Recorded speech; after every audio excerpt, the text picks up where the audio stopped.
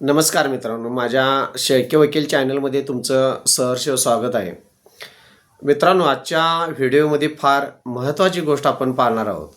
आजच्या व्हिडिओमध्ये ज्यावेळी आपण आपल्या शेत मिळकतीची किंवा घर मिळकतीची मोजणी मागवतो, ही मोजणी मागवत असताना आपण सरकारी ज्याला मोजणी म्हणतो ती आपण भूमी अभिलेख कार्यालय, जे तुमचं तालुका लेवलचं जे कार्यालय असतं, त्या भूमी अभिलेख कार्यालयाकडून आपण ही मोजणी मागवत असतो. त्यामध्ये मोजणीचे 4 प्रकार आहेत. त्या मोजणीच्या प्रकारामध्ये आपण साधी मोजणी मागवत असतो, कारण कमी खर्चिक असते आणि आपल्याला शेतकरी मंडळींना परवडण्यासारखी असते. त्यामुळे आपण सरासरी एक साधी मोजणी मागवत असतो. आता ही मोजणी मागवत असताना पहिली गोष्ट तुम्ही लक्षात घ्या की तुमच्या शेतामध्ये उभं पीक कुठलं नसलं पाहिजे. म्हणजे ऊसासारखं कोणतंही पीक नसलं पाहिजे किंवा मका, जी पिकं छातीच्या वरती म्हणजे डोक्याच्या बरोबरची असतील किंवा त्याच्यापेक्षा उंच असतील, अशा पद्धतीनं कोणतंही पीक असलं नसलं पाहिजे. कारण जर तुम्ही मोजणी मागविली असता आणि उभा पीक असेल तर मोजणीमध्ये तफावत येण्याची शक्यता असते किंवा मोजणी चुकीच्या पद्धतीनं होण्याची शक्यता असते. शक्यतो काय करा, ज्यावेळी तुमचं जे शेत मिळकत आहे ती किंवा जे जागा तुम्ही मोजून घेणार आहे ती शक्यतो त्यामध्ये कोणत्याही प्रकारचं पीक नसावं. समजा घराची मोजणी मागवत असताना तुम्ही ती कधीही मागवू शकता, कारण घराच्या मोजणीला शक्यतो कोणत्या अडीअडचणी येत नसतात. पण मी जे बोलतोय ते शेत मिळकतीबाबत बोलतोय. ज्यावेळी तुम्ही शेत मिळकती मोजणी मागवतोय त्यावेळी शक्यतो तुम्ही शेतामध्ये कोणतंही पीक नसावं. म्हणजे ज्यावेळी तुम्ही पिकाची काढणी करताय त्यावेळी शक्यतो तुम्ही विनंती करा भूमी अभिलेख कार्यालयाला की सदरचं पीक माझं निघलेलं आहे आणि यावेळी मला मोजणी देणं गरजेचं आहे. आणि त्यांना दरम्यानचा काळ त्यांना सांगा.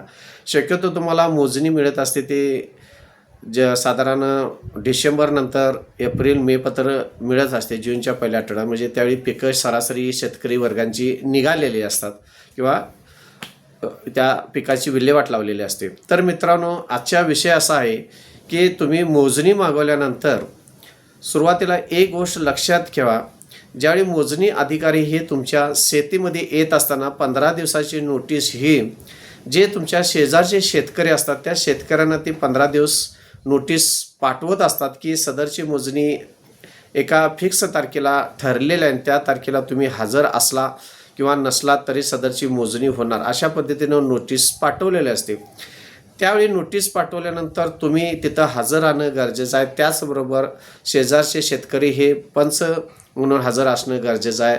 तसंच तुम्ही एक महत्त्वाची गोष्ट त्यामध्ये लक्षात घ्या की गावात जर पोलीस पाटील असेल तर त्यांना विनंती करा, पंच म्हणून मोजणी दिवशी त्यांचा XYZ का असेल तर तुम्ही स्वतःहून खाजगी भत्ता त्यांना द्या. पण शक्यतो पोलीस पाटील असणं गरजेचं आहे, कारण साक्षीला ते एक अधिकारी म्हणून, गावचे कर्मचारी अधिकारी म्हणून त्या पंचनाम्यामध्ये हजर राहू शकतात. त्यांच्या शब्दाला थोडीफार वजन असतं एखाद्या कोर्टात जर तुमचा दावा दाखल करायची पाळी आली तर. त्यामुळे शक्यतो पोलीस पाटील तुम्ही मोजणीच्या वेळी हजर ठेवणं गरजेचं आहे. त्याचबरोबर ज्यावेळी मोजणी अधिकारी किंवा भूमापन अधिकारी हे तुमच्या शेतामध्ये मोजणीसाठी येत असतात आणि जो काय सर्वे नंबर असेल किंवा तुमचा गट नंबर असेल त्याची मोजणी करण्यासाठी काही झेंडे खुणा लावून उभा केलेले असतात आणि त्या पद्धतीनं मोजणी करण्याचा प्रयत्न करत असतात. किंवा आता सध्या ऑनलाईन सिस्टीमवर मशीनवर मोजणी केली जात असते. आता ह्यावेळी तुम्ही दक्षता फार घेणं गरजेचं आहे मित्रांनो. अशावेळी तुम्ही तिथं स्वतः हजर राहून जो मूळ नकाशा सनद आहे तुमचा कुठल्या क्षेत्राचा, जो 1949 पासून जो सनद नकाशा आहे, जो तुमच्या आजा पंजाच्या पूर्वीचा जो तुमच्या शेतजमिनीचा नकाशा आहे तो तुमच्याकडे असणं गरजेचं आहे. त्याचबरोबर सर्वे नंबरचा नकाशा असणं तुमच्याकडे गरजेचं आहे. त्याचबरोबर गाव नकाशा असणं तुमच्याकडं गरजेचं आहे. हे नकाशे तंतोतंत जुळतात का बघून जे मोजणी अधिकारी येतात ते तुमच्या शेतामध्ये तिथं उभा राहून एक मोजणी केली जाते. आणि ह्या मोजणीमध्ये काय बघितलं जातं बघा, एक म्हणजे तुमच्या सर्वे नंबरच्या किंवा जो गट नंबर मोजणार त्या गट नंबरच्या खुणा बघितल्या जातात.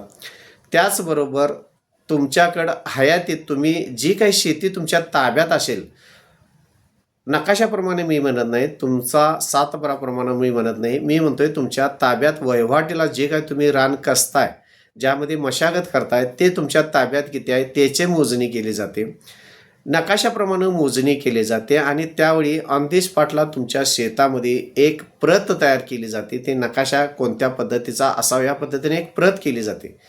मित्रांनो, ह्या प्रतीलाच अप्रत असे म्हणलं जातं. लक्षात येते का? बघा, ज्यावेळी शेतात मोजणी अधिकारी येतात तुमच्या उपस्थितीत, शेजारच्या उपस्थितीत ज्या शेजारी शेतकरी असतात त्यांच्यासमोर सह्या वगैरे घेतल्या जातात, त्यावेळी अप्रत तयार केली जाते. आता तुमची संपूर्ण मोजणी झालेली असते. खुणा रोवून देण्यासाठी तुम्हाला खुणा करून दिलेल्या असतात किंवा दाखवलेल्या असतात. त्यानंतर हे मोजणी अधिकारी काय करतात? ऑफिसमध्ये जातात. ऑफिसमध्ये 2-4 दिवसानंतर त्या ज्या काही ऑन दी स्पॉटला तुमच्या शेतामध्ये स्थळ पाहणी करत असताना जी काही मोजणी केली असेल आणि जे काही जुने नकाशे असतील, सनद असतील, तुमचा 7/12 असेल किंवा जो शक्यतो मोजणी ही नकाशावरून केली जाते. सुरुवाती तुमची सनद, त्यानंतर जो तुमचा नकाशा असेल त्या नकाशावरून तुमचे मोजणी केली जाते आणि त्या मोजणीप्रमाणे तुमचा तो गट नंबर, तुमचं क्षेत्र भरलं आहे का नाही हे पाहिलं जातं. त्यानंतर तुमची वहिवाट पाहिली जाते आणि त्या वहिवाटीनुसार तुम्हाला सांगितलं जातं की तुमचं क्षेत्र कमी झाले किंवा तुमचं क्षेत्र जादा आहे, म्हणजे तुमच्या क्षेत्रामध्ये अतिक्रमण झाले किंवा झालेलं नाही हे तुम्हाला सांगितलं जातं. कधी? ज्यावेळी ब प्रत तयार होते. आता ही ब प्रत कधी तयार होते? अप्रत तुमच्या शेतात तयार झाली तुमच्यासमोर. ब प्रत ही कार्यालयामध्ये तयार होते. कुठं? तुमच्या भूमी अभिलेख कार्यालयामध्ये हे अधिकारी तयार करत असतात.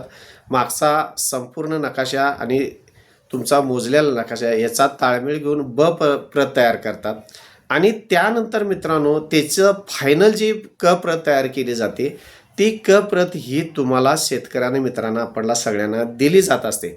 आणि ह्या प्रतमध्ये असं दर्शवलं जातं की तुमची वहिवाट किती आहे, तुमचं क्षेत्र किती आहे, तुमचा क्षेत्राचा नकाशा किती आहे, तुमच्यामध्ये शेजारच्या शेतकऱ्यानं किती अतिक्रमण केलेले आहे हे तुम्हाला संपूर्ण त्या प्रतमध्ये वेगवेगळ्या खुणा दर्शवून तुम्हाला दाखविण्यात येत असतं. त्यामुळे मित्रांनो, एक फार मोठी गोष्ट लक्षात घेण्यासारखी आहे. ज्यावेळी मोजणी अधिकारी मोजणी करण्यासाठी असतात त्यावेळी अप्रत असते, त्यानंतर ब प्रत असते, त्यानंतर प्रत असते.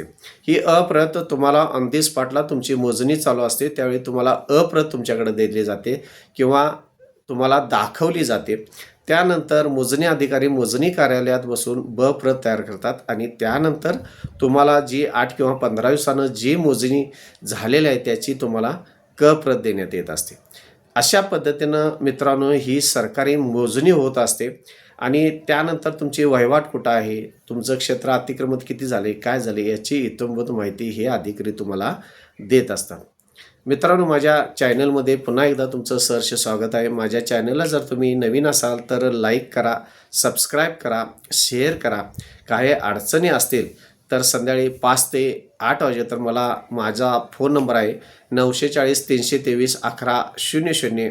माझं संपूर्ण नाव युवराज आनंदा शेळके. मी कोल्हापूर जिल्हा डिस्ट्रिक्ट इथं सध्या प्रॅक्टिस करत आहे.